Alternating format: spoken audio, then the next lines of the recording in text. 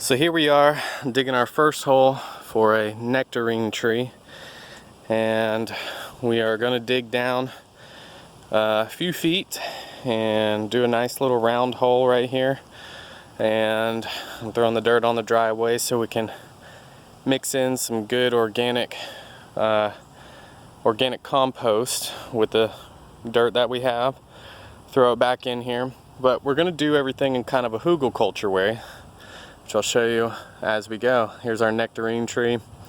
She's looking a little nitrogen deficient, but it's all right. We're gonna get her in the ground, get her the stuff that she needs, and we're gonna plant some herbaceous plants around it that are actually gonna help it grow. And we'll continue to talk about that as well. But this is my house right here. We bought it a few months ago, and we are planting some trees here for sacred projects. Fruit trees all the way. Fruiting trees, fruiting shrubs, all sorts of things. We're gonna plant everywhere, so hope you guys enjoy. Alright, so I am sweating pretty dang good. As you can see, we got a nice big hole here. It's about 2.5 foot deep on one side, closer to 3 foot on the other. We're gonna be planting this nectarine tree right here, and then all these awesome herbs right there. So I'm breathing a little heavy. It took me about 30 minutes to dig that out. Luckily, it really wasn't that bad. The whole thing with hugleculture is basically you dig down, you take and you put, dried logs that are rotting and stuff like that, big thick logs, tiny twigs. Then you put dirt and as well as live branches and stuff right there.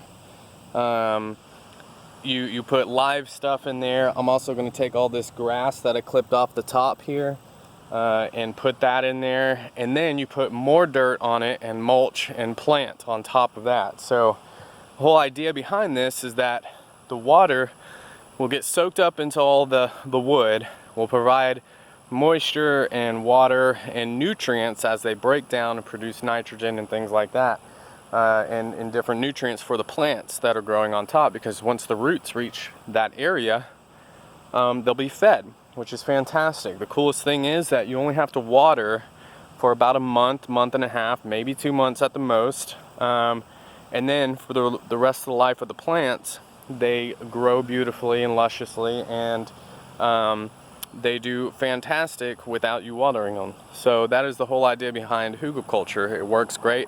That's what we're doing here with Sacred Project. And the soil, of course, there's a lot of clay, but it was actually pretty easy to dig in that clay. As you can see, I'm standing in it. It comes, pretty far up, a little bit past my knee, which is awesome.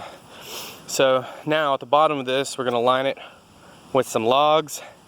Luckily, the neighbor was generous enough to provide me with some materials to work with, which is awesome. I don't have to go looking for any of that, but yeah, so we're gonna do a hugleculture type deal. Now, guys, so I didn't feel like I had enough sticks and stuff over there, at least large logs to use for my hugleculture bed here.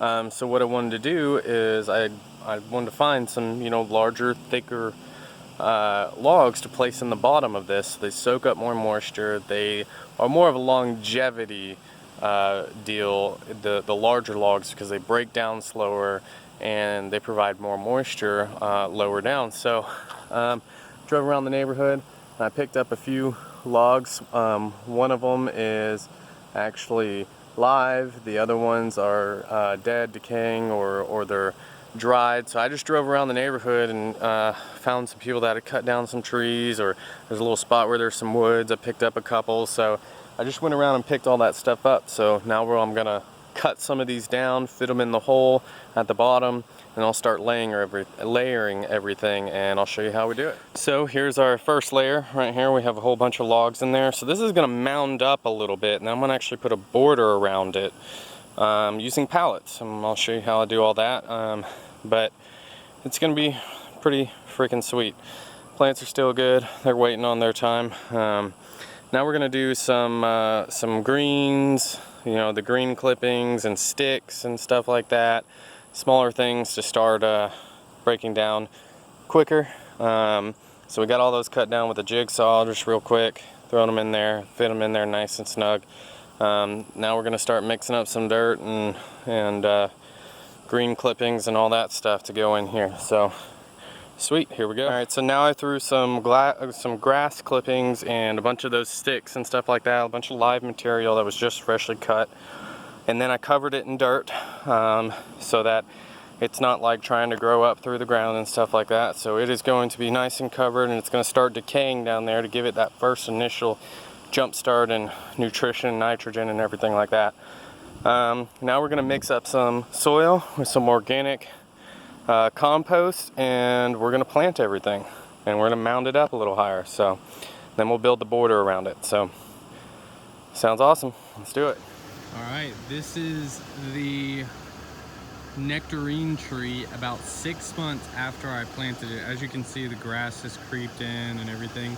But look at these herbs. Those are the oreganos, the thyme, the mint, the chives in there. Look at all that oregano. It's just gone crazy over the last 6 months, guys.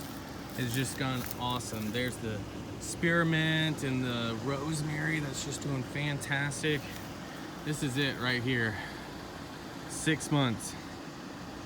And that's that in-ground hugleculture bed, and this thing's just taken off. Up here we got the peaches growing and everything, and it's just doing awesome, guys. The grass has seeped in a lot. There's some pink lemonade blueberries, which we have been eating lots of pink lemonade blueberries off of. Oh, here's a good one. Oh man. Here we go. These things are so good. Very, very good. So, pink lemonade blueberries. So what we're gonna do is we're gonna take some cardboard and stuff and lay it across this grass and let it actually be a live mulch for us to feed all of our plants. But you see that? That is just fantastic.